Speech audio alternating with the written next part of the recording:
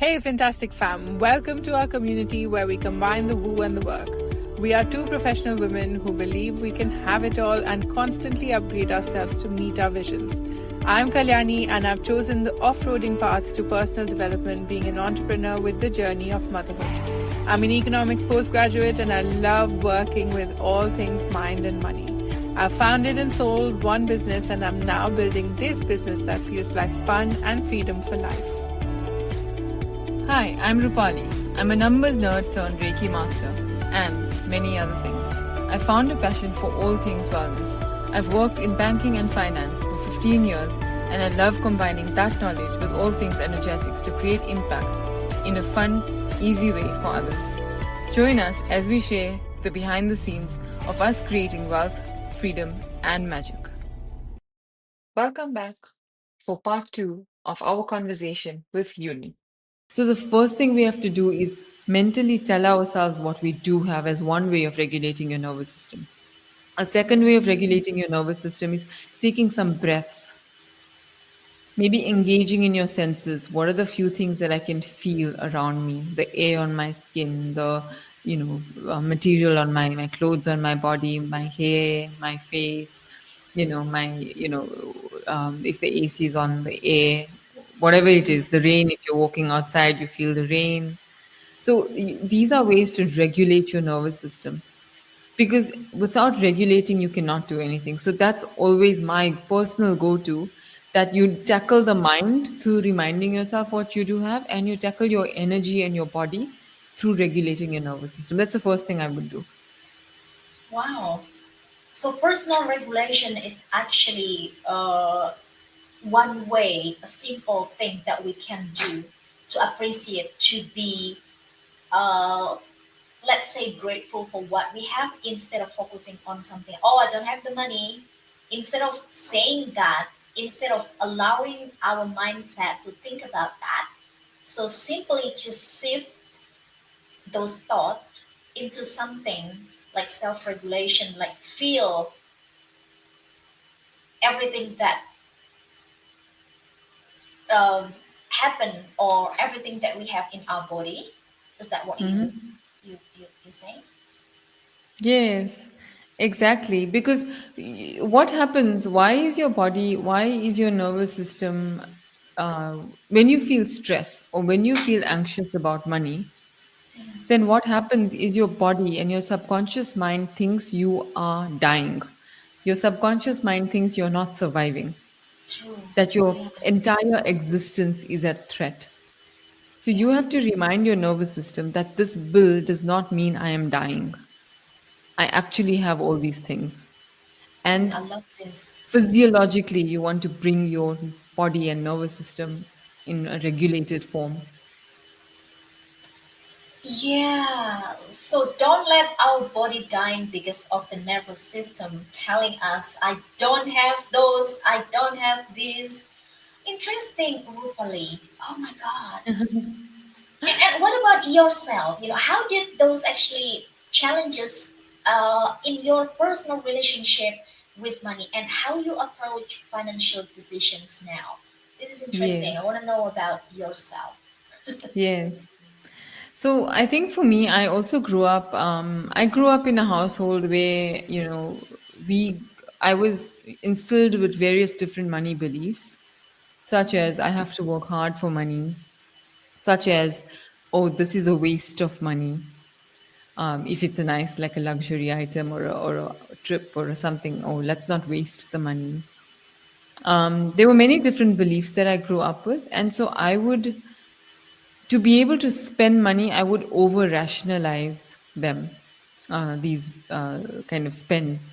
So, for example, as you may know, the defense mechanisms we have, where we bring logic and rationalization into kind of use those as defense mechanisms. You bring overly, like, Yeah. lots of logic to it, and you try and justify it and all of that. So I would use that. I would go to that and be like, do I need it? Oh, but this is better. I would spend hours and hours trying to research.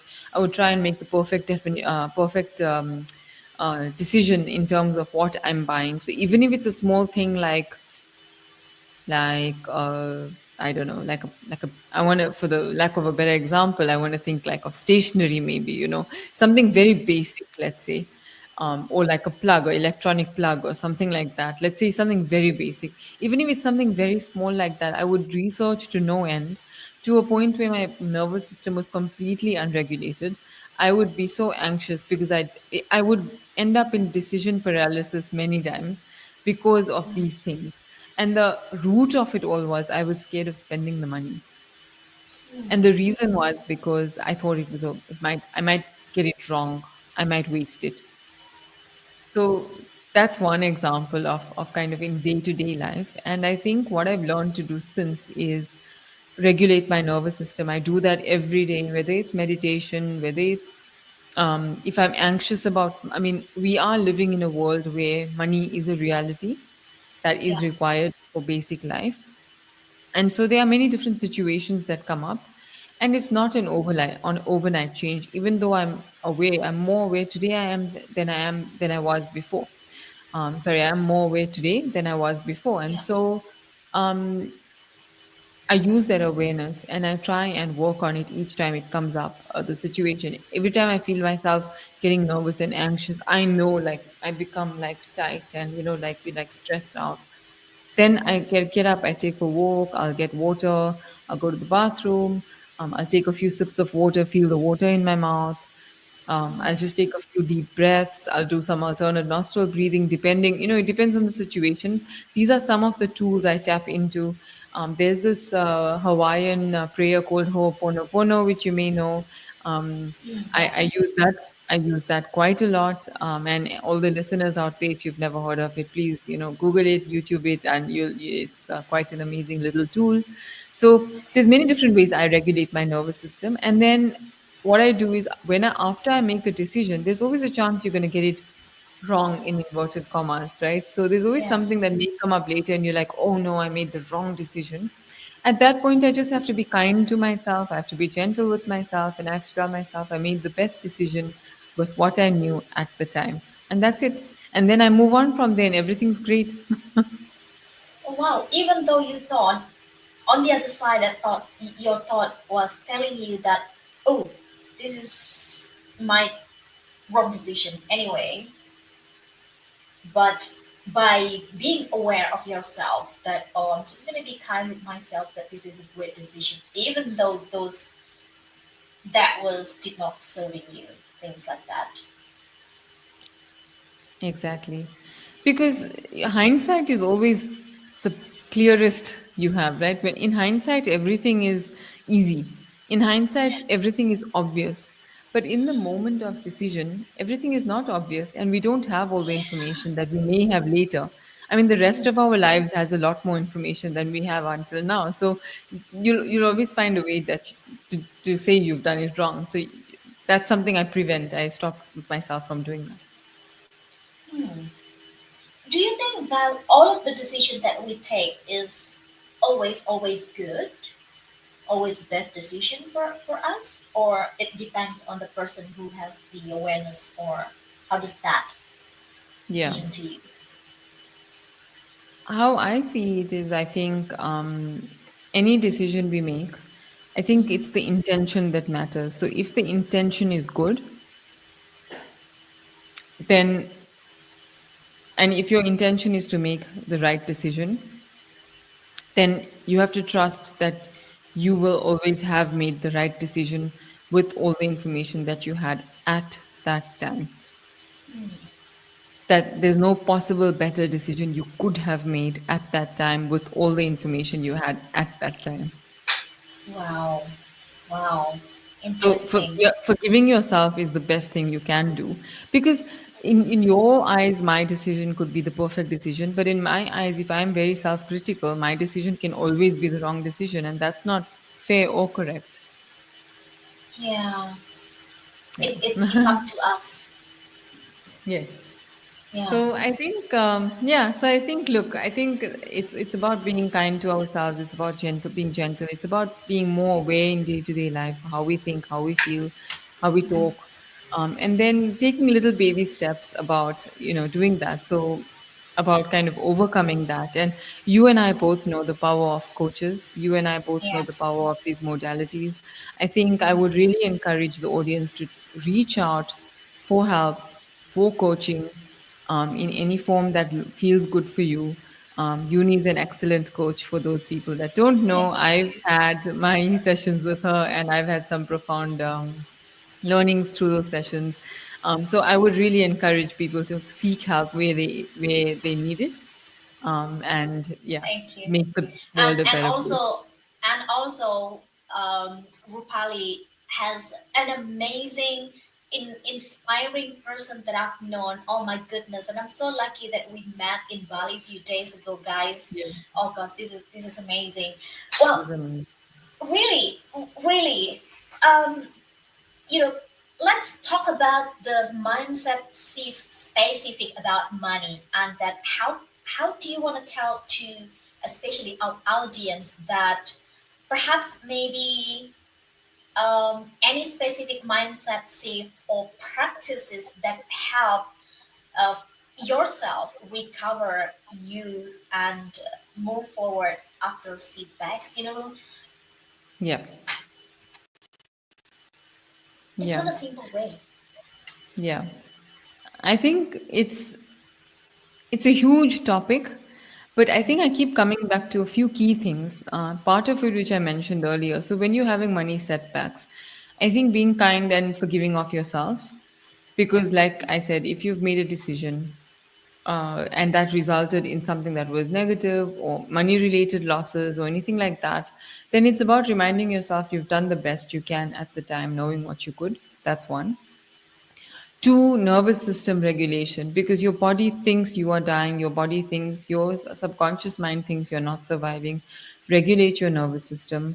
Three, in that state of awareness, try and observe yourself every day, every moment. What are you thinking? What are you feeling? Especially around, if it's money that you're trying to work on, what is it you find yourself saying the most, thinking the most, feeling the most?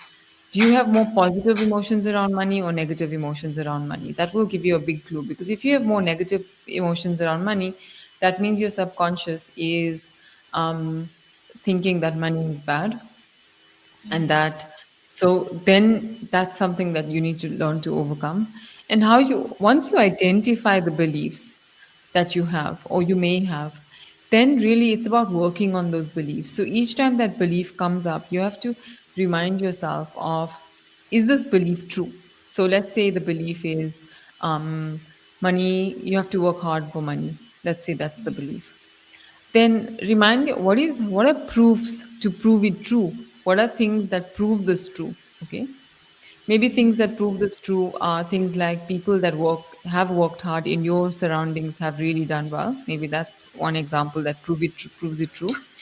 Maybe you see online that people have worked many hours, and a year of sorry, a lifetime of work that has resulted them in some money when they retired. Maybe it's some of these things. Maybe you think that there are people around you that are working very hard and you feel they're doing well. Whether they're doing well or not, you have no clue. But maybe that's what feels like it's true. Then you have to look at what makes it false. What makes it false? So if you look outside, there's someone cleaning the streets. He's working all day, all night. Does he have a lot of money? Possibly not. Yeah. So that could tell you that maybe hard work is not the only thing that's required, or maybe hard work is not required for money. So look around you and see examples. What makes this belief false? It's like the judge and the jury, kind of trying to prove these things true to yourself. And what I would suggest and I always recommend is write 10 things that make this belief true, and really scratch your head and think about what else is there that makes it true. Yeah, my parents worked hard, so they got some money towards the end of their life. Maybe your siblings, maybe friends. Write 10 things that makes this belief true, and then write 10 things. Or maybe in your past you worked really hard on a project and you did really well and you got money. Maybe that's what makes it true. Then you write what makes it false. Write 10 things that makes it false, and then look at your list. Now you've got a balanced view. And then you decide for yourself, is this belief true or not? Likely it is not true because you've proven it false. If there's at least one thing that proves it false, that means it's not true. Yeah. And also one thing, such as the limiting beliefs about, oh, I come from the very poor family, I don't think I can get that money. Yes, I can't afford that. I can't work in the high position because I come from the poor family.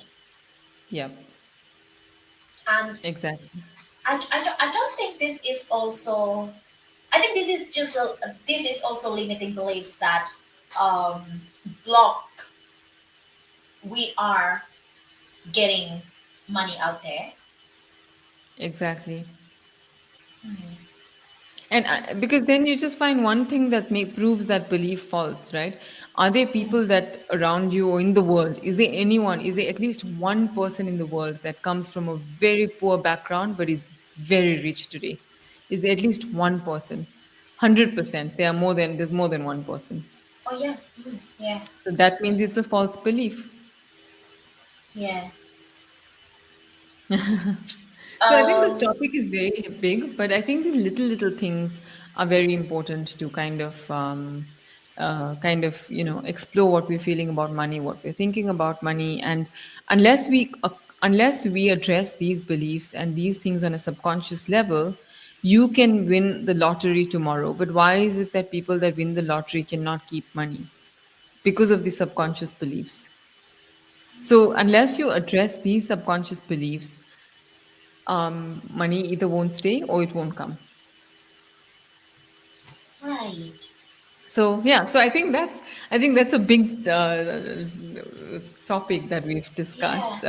But I hope these things are helpful for the listeners that are listening in terms of And money oh mindset. yeah, of course. And anything else that you want to share, Rupali, about money? Because I think I think money is important to, and especially talking about money mindset is really important to share to my audience. Because not many people, should I say this, like I don't think many people has the right mindset about money, and this is why we keep uh, especially keep in circle, like money just come and go, Hmm.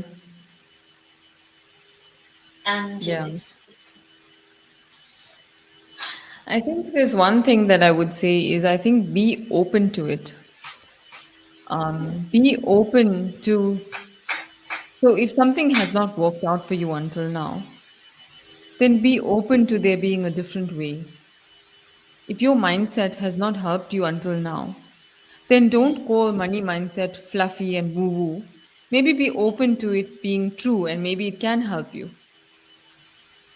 So that's what I would encourage people to be curious and be open to these things and play with it, explore it. Don't be cynical about stuff you don't understand because you don't understand it, but be more curious and be like, wait a second, what if this was the one thing that could turn my entire life around? Let me be curious about it. That's what I would encourage. I think this is interesting.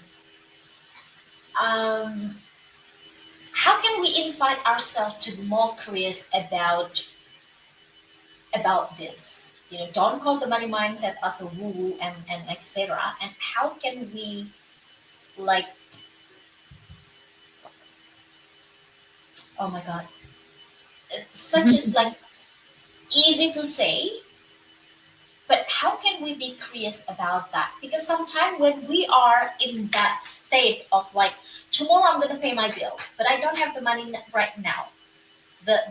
The collector, like the people asking for the, hey, give me my money back, give me my money back, and then our mind, our thought, it's like I don't know what to do. I think this is based on my experience Yeah. because I need to pay my bill. I need to pay something because I have a debt. I have nothing in my bank account. And I could not be curious. I can't because it was just like there. And how can we? Yeah. No, I agree. I think that the one thing that you're in that state, I think anytime you're feeling anxious, stressed, Anytime your body, your heart is racing, you're feeling anxious, you know it in your body when you're anxious, right?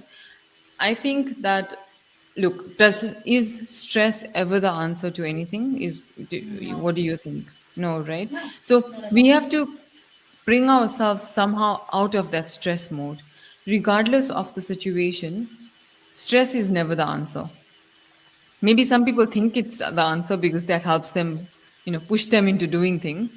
But actually, that's survival that is pushing them to doing things, not stress. So we want to always, I'm coming back to nervous system regulation, because in that moment, if you allow yourself to be stressed and be that way, then the solution is not going to come. That's one. Two, energetically, you are affirming to yourself that I deserve to be in the situation and I'm going to stay here forever. All right, yeah. So, energetically and from a physiological perspective, you have to bring yourself out of that state in that moment of stress.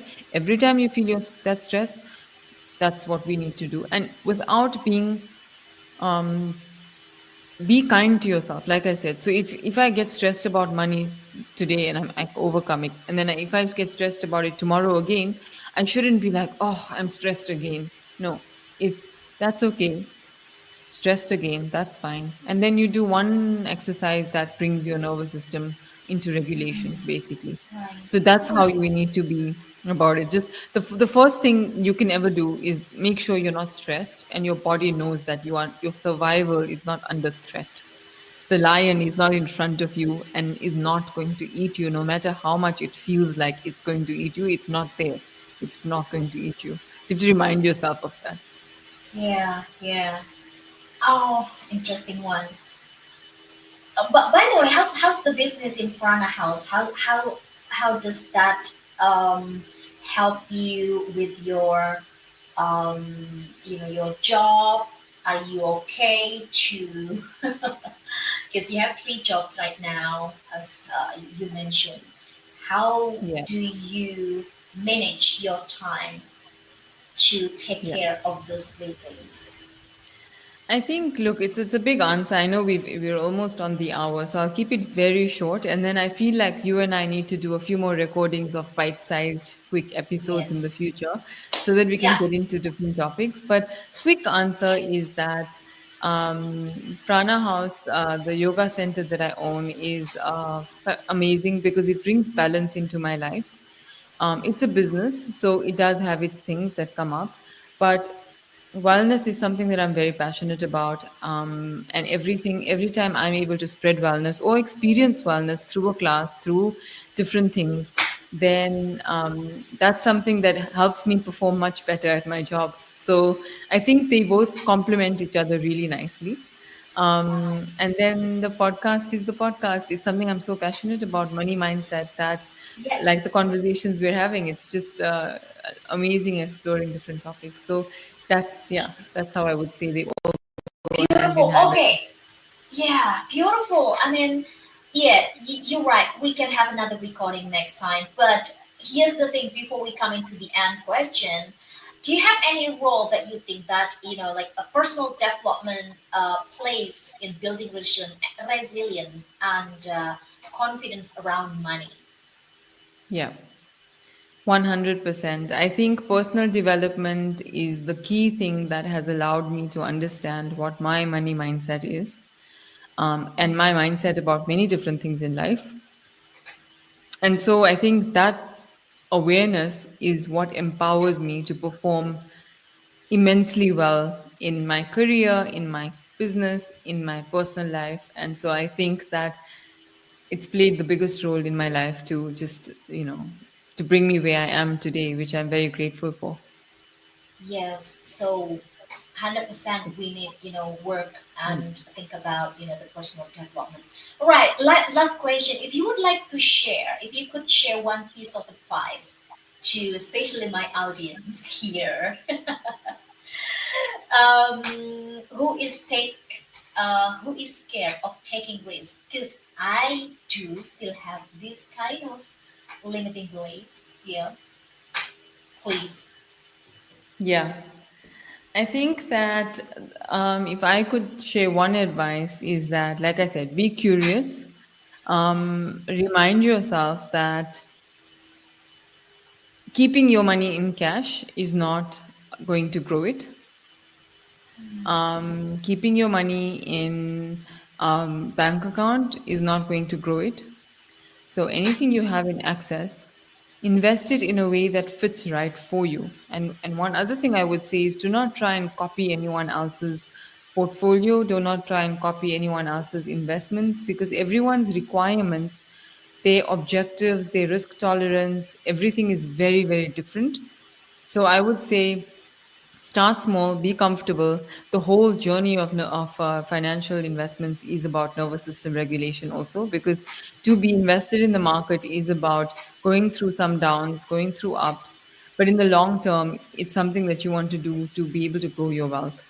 So that's what I would say, that again, nervous system regulation is a huge part Yeah. of it, but learn about it, understand it, and see what's the best solution for you. Don't trust anyone blindly, but start small, but start, and it's never too late. Oh, I love this because never trust people blindly. Because I think this is also one experience that made my business in the first place was, you know, gone, like fail. I'm gonna say. So here you go, guys. So don't trust people blindly. Thank you very much, Rupali, for your time. It's been beautiful. Thank you Share so about much, money Yuni. mindset, and honestly, this is not just we're not finished. Right? I mean, we're not we've finished got you only to in we've this. got you to cover in the future. We need Yes, to talk more for about you sure. next time. Yes. And thank you very much. And Thank you. Rupali has a business called Prana in Dubai. If you would like to check, just please contact. I'll put the link and everything account and so on Perfect. into the Thank you. description below. Thank you very much, Rupali, for your time. It's been Thank you, beautiful Uni. conversation. Appreciate it. And bye, everyone. Bye. Thank you, Rupali. Thank you very much. You're most welcome. Thank you, Uni. I think We would really appreciate your feedback as reviews on the podcast app you tune in from. Support us also by sharing this podcast with 3 of your besties who would benefit from being fantastic.